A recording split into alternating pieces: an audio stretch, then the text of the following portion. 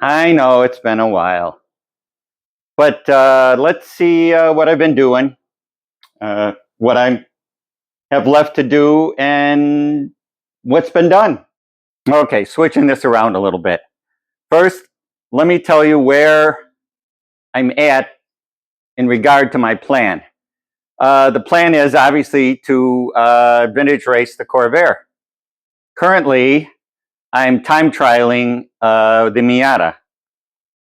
I realized that the last time I road raced, the last time I had an SCCA license was in 2001. So I don't have a current racing license anymore. So I had two choices. One, go to the vintage via CDA driver school in June and get a license through that with the Corvair. At the same time, I get the vintage logbook for the Corvair. Or two, finish up the roll cage and safety stuff in the Miata and road race the Miata, get my racing license in NASA, and then transfer that to VSCDA.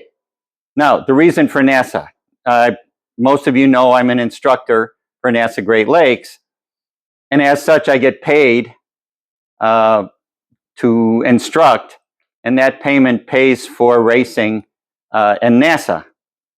So it's actually more cost effective for me to get my racing license and get a couple races in NASA and then transfer the license over to VSCDA. The other reason is kind of what's more durable, a Miata or a Corvair? Every time we joke, people that I talk to, we joke about every time I start up the Corvair and it runs and it starts is a major success. My last season, couple seasons in 2000 and 2001, I blew up like, I think 5 motors. Not completely, but pretty much.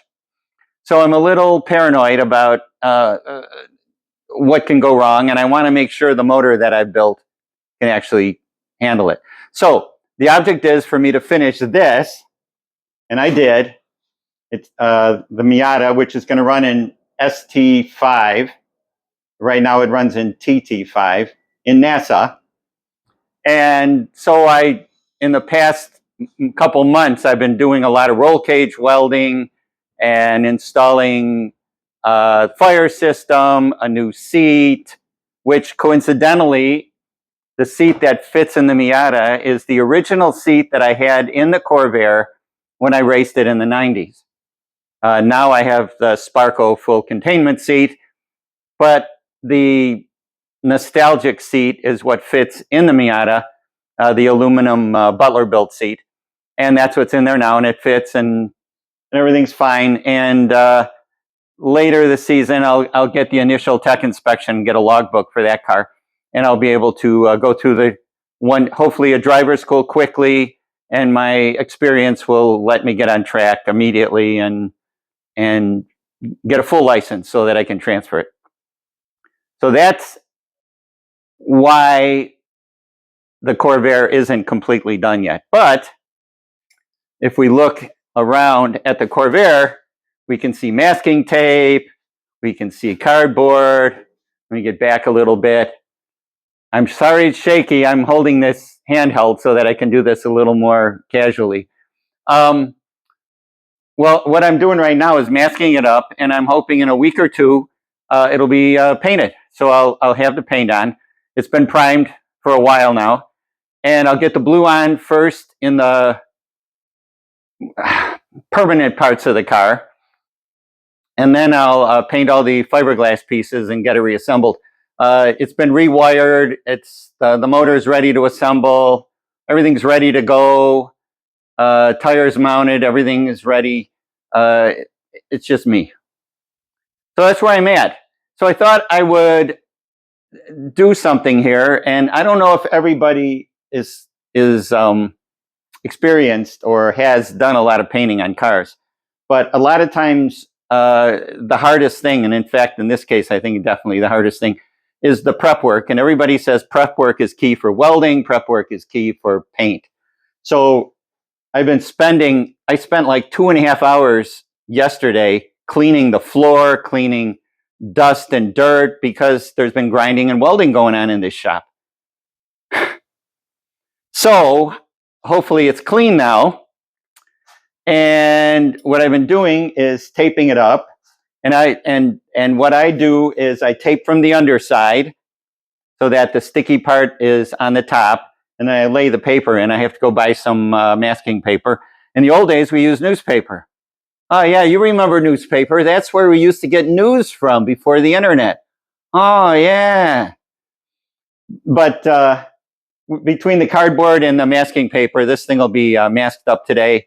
And I'm going to get the color coat down on this part tomorrow, I expect. And if you remember, what I'm doing is I'm painting this the original color it was when it was new. When Ray Johnson bought this car in 1969, which is LeMans Blue. So not a normal color for a race car, a metallic color, but I want it to be, it's a Corvair. Maybe only 30% original Corvair right now, but still it's a Corvair. So all this stuff is almost masked up, and I'll get the paper and I'll get it all covered, and final cleaning and check to make sure all the primer is good everywhere. It's the epoxy primer from Eastwood, so it's really durable stuff. And we'll see what happens. So hopefully the next video I do will be with a background of a blue car. Because if everything goes according to plan, in 2 weeks, the car will be all blue. And because that was my plan originally, to get it done by the end of August. And it's still my plan. Okay, till the next time.